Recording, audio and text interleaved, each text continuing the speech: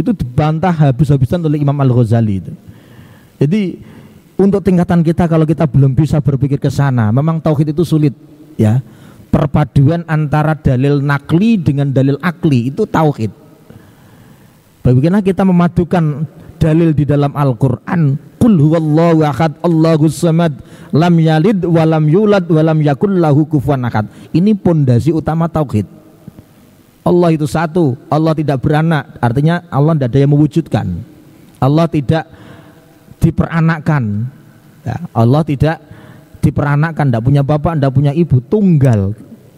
Tauhid murni. Lah ini kita gabungkan nanti dengan dalil akli, dengan filsafat. Makanya akidah itu perlu juga diimbangi dengan filsafat, karena akidah tanpa filsafat, tanpa pemikiran, tanpa akal pikiran itu akan rapuh. Jadi keyakinan kita itu akan rapuh kalau tidak didasari dengan dalil akli, dalil akal. Demikian juga kalau kita hanya mengandalkan akal, tidak dibarengi dengan akidah yang lahir dari nas Al-Quran maupun Al-Hadis, kita akan terjebak kepada kekufuran. Terjebak kepada sebuah kekufuran, seperti kaum Daria tadi, terjebak pada kekufuran, dan ini bahaya.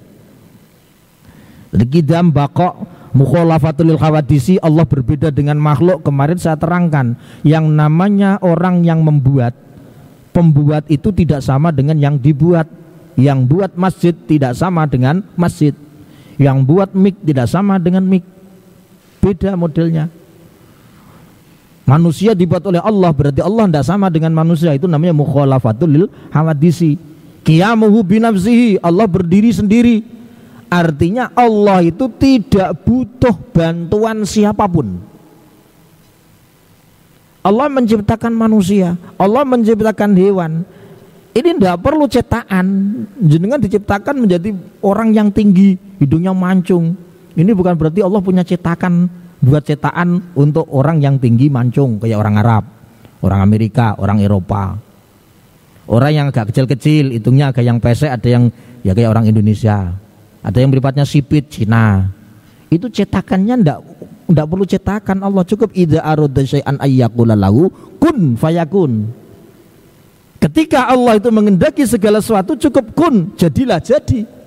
Kun pesek ya jadi pesek. Tidak perlu cetakan. Ini nak pesek, beri cetakannya, cetakan bagian hidungnya agak agak cetek supaya hidungnya pesek. Kalau kalau mancung, cetakannya agak diperdalam bagian hidung. Tidak seperti itu. Tidak kayak kita membuat donat. Tidak kayak kita membuat apem, butuh cetakan. Tidak. Ini namanya qiyamuhu binafsihi. Allah tidak butuh bantuan siapapun, tidak butuh bantuan apapun. Makanya ini yang kemarin saya jelaskan, Allah itu ada, tapi Allah tidak butuh tempat. Ini beda dengan golongan Salafi Wahabi yang menyatakan Allah bertempat di mana? Di arsy. Allah singgasananya di sana. Menurut ahli sunnah wal jamaah tidak gitu. Ahli sunnah wal jamaah punya pendapat, punya keyakinan Allah itu ada dan tidak bertempat. Karena kalau Allah itu tempat, berarti Allah membutuhkan tempat. Berarti Allah itu ihtiyaju lil ghair, Allah butuh yang lain. Padahal Allah itu qiyamuhu binafsihi, mandiri, tidak butuh apapun, tidak butuh tempat, tidak butuh makan, tidak butuh minum.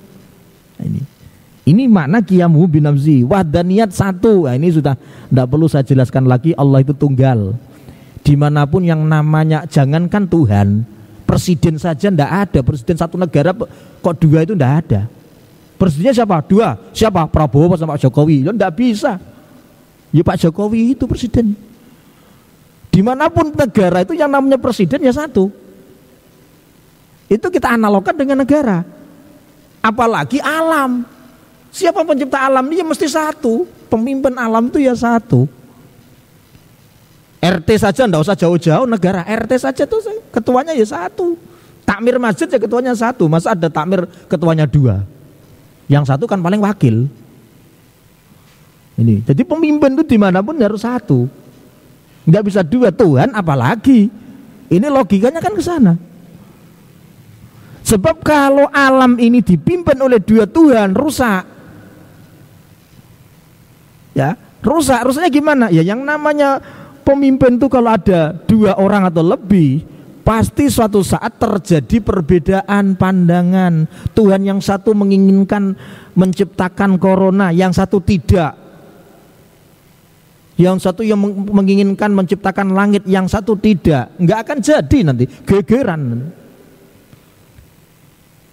Makanya harus satu, qul huwallahu ahad, wahdaniyat. Allah itu wahdaniyat. Nah, makna wahdaniyat sendiri ini kalau kita runut di dalam ilmu tauhid sangat luas.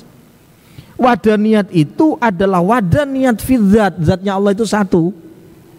Tidak ada yang menyamai. Dan satu wahdaniyat zat ini artinya juga zatnya Allah tidak tersusun sebagaimana manusia. Manusia kan ada tangan, ada mata, ada kepala, ada kaki, ada hidung, ada telinga.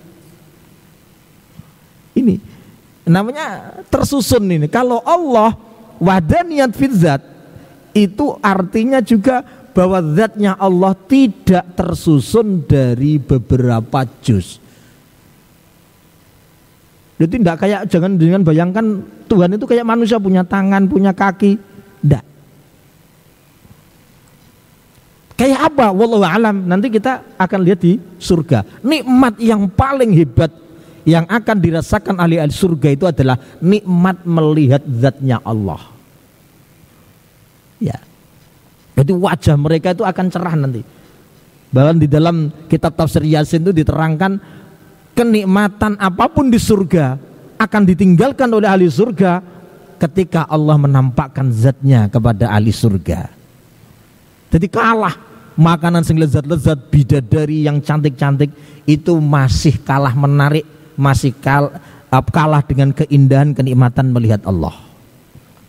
Hanya bisa dilihat oleh orang-orang ahli surga. Selama di dunia Allah tidak akan bisa dilihat oleh manusia. Nabiullah Musa itu pernah kepingin dilihat zati Allah, tidak kuat semaput. Nabiullah Musa kepingin, ya Allah tampakkan zat kamu, saya ingin melihat. Tidak kuat, begitu kamu pandang gunung itu, baru ada sinar keluar, Nabi Musa sudah pingsan. Itu Nabi. Ini menandakan bahwa zatnya Allah itu tidak bisa dilihat di dunia, tapi nanti akan dilihat di akhirat. Tapi yang penting kita punya keyakinan zatnya Allah tidak sama dengan manusia. Allah tidak punya tangan seperti kita, Allah tidak punya kaki seperti kita, Allah tidak punya telinga, tidak punya seperti kita. Terus kayak apa? Jangan-jangan bayangkan Allah itu kayak gelombungan, kayak bal. Enggak seperti itu. Ya, ini pokoknya tidak usah kita bayangkan, nanti di surga saja. Yang jelas mukhalafatul lil hawadisi, Allah beda dengan makhluk, gitu aja. Jadi wahdaniyat fi dzat itu zatnya Allah tidak tersusun dari beberapa juz. Wahdaniyat qudrah, di sini dikatakan qudrah, Allah punya kekuasaan segala-galanya, tidak ada batasannya. Ya. Kalau manusia punya kekuasaan ada batasnya. Pak Jokowi punya kekuasaan sebagai presiden sebatas berkuasa di Indonesia. Di luar Indonesia beliau tidak punya kekuasaan. Tapi Allah tidak, kekuasaannya mutlak. Kekuasaan manusia terbatas, ya, dalam beberapa bidang. Tapi Allah semua bidang menguasai. Dan kekuasaan Allah, kudurnya Allah itu qadim. Qadim itu artinya sejak Allah, ya, qadim sesuai dengan qadimnya Allah. Jadi tidak ada awalnya. Kudurnya Allah itu tidak ada awalnya. Bukan berarti Allah asalnya tidak kuasa kemudian menjadi kuasa, enggak.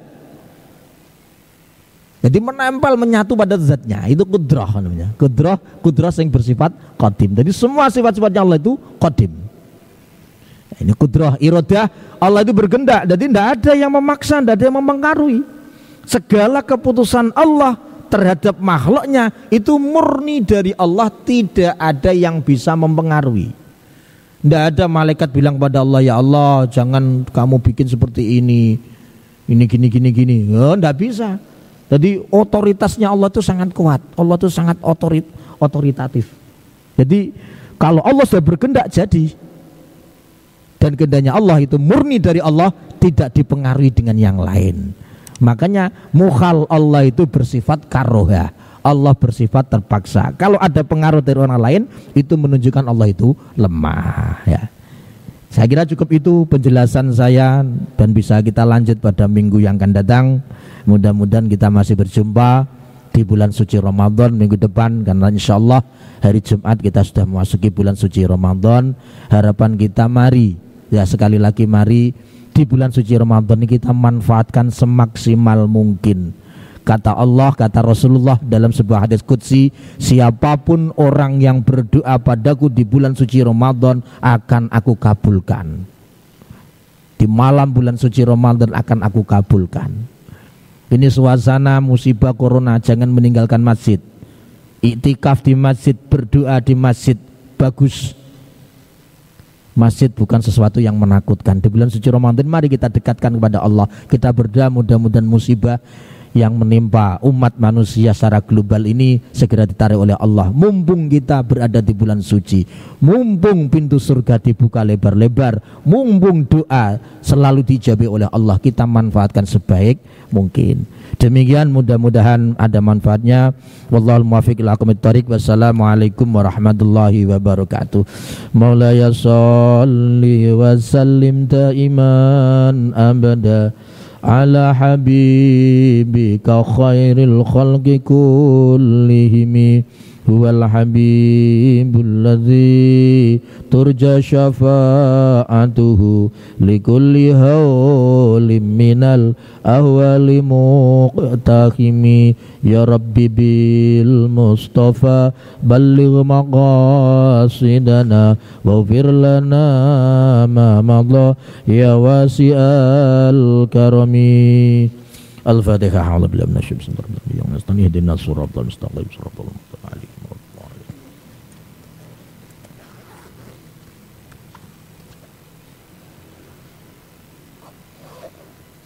Ya Allah, astagfirullah.